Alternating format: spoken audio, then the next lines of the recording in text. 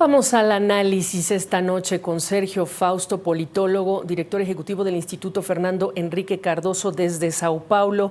Sergio es ex asesor de los Ministerios de Finanzas, investigador en el Centro Brasileño de Análisis y Planificación, entre otros cargos. Sergio, muchas gracias por estar con nosotros. Déjame enfocarme en el hecho de que son exmilitares la mayoría de quienes están siendo no solamente hallados culpables, empezando por el presidente, el expresidente Bolsonaro, y también escuchando estas condenas. Porque el magistrado Alexandre de Moraes dijo hace unos minutos, hay que expresar admiración y aprecio a las Fuerzas Armadas del país. No debemos confundir, dijo, a las Fuerzas Armadas con integrantes que eventualmente se desvirtuaron, porque el ejército es un tesoro para nuestro país. A la luz de lo que ha ocurrido en este caso, ¿hay algún tipo de reflexión en relación con el ejército, los militares de Brasil en un país que vivió dictadura? Bueno, honestamente creo que estamos empezando a reflexionar más profundamente sobre el protagonismo que tuvieron los militares a lo largo de la historia republicana de Brasil. Yo no quisiera dar la impresión que esta es una historia cerrada, ¿no? Pero creo que hoy tuvimos un hito histórico en un país marcado por varios intentos de golpes, por golpes exitosos, por dos dictaduras militares, una que tardó 21 años para terminar.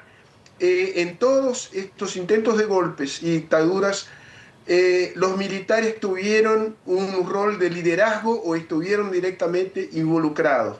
Entonces, la condena de altos mandos militares por el tribunal, por la Corte Suprema brasileña, creo que más que cerrar, abre un nuevo capítulo de la historia del país. Y esa reflexión, la pregunta es más ahora en el ámbito del ánimo ciudadano. ¿Cómo miran este caso en un país tan polarizado en este momento como es Brasil? Este evento, este juicio, esta condena, estas sentencias, para empezar, ¿cómo lo recibe la ciudadanía? ¿Igual que como lo dices tú? Me voy a basar en las encuestas de opinión, ¿no? ¿Y qué muestran las encuestas? Muestran un país que sigue dividido, pero lo que ha pasado con el juicio, que ahora se concluyó, es que una parte importante de la opinión pública se movió hacia una posición de condena a Bolsonaro. El Bolsonaro y el bolsonarismo, que es el movimiento que está por detrás de Bolsonaro, bajo el liderazgo de Bolsonaro, sigue teniendo por encima de 30% de adhesión en la población brasileña. Hay unos 45% que están en contra, y parte de la gente que no estaba ni con Bolsonaro ni en contra de Bolsonaro, creo que con este juicio que hoy termina, llegó a la conclusión que pasó algo grave en el Brasil. En vista de que fue un asalto en el 2023 en Brasilia, a esa plaza de los tres poderes, ¿qué reacción, conducta, actitud deberías esperar o deberían mostrar el resto de los poderes, empezando por el Ejecutivo, en la persona de Luis Ignacio Lula da Silva, y por supuesto el Legislativo? El tema clave acá, Gloria, es el legislativo, porque hay una mayoría de derechas en el legislativo y que están poniendo presión para que se apruebe una amnistía. La duda que queda no es tanto que puedan aprobar una amnistía, pero qué tipo de amnistía van a aprobar. Si incluiría a Bolsonaro o si no incluiría a Bolsonaro. Sea como sea, el Supremo Tribunal Federal, que es la Corte Constitucional de Brasil, ya se ha manifestado que una amnistía sería considerada inconstitucional si aprobada por el Congreso del país. El problema es que podríamos tener ahí una especie de crisis permanente entre los poderes, y esto afectando al proceso electoral del año que viene. Y uno tiene que considerar el hecho que Trump hace blanco sobre el tribunal brasileño y creo está decidido a poner en jaque la legitimidad del proceso electoral del año que viene.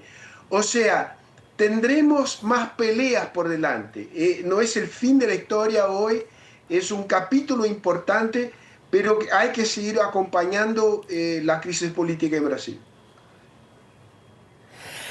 Déjame nada más como última pregunta, los Bolsonaro, la reacción de Flavio, pero el resto de sus hijos, lo que esperas inmediatamente, por supuesto me imagino que no sé si se puede apelar a estas alturas esa sentencia, lo más rápido que puedas, lo que esperas.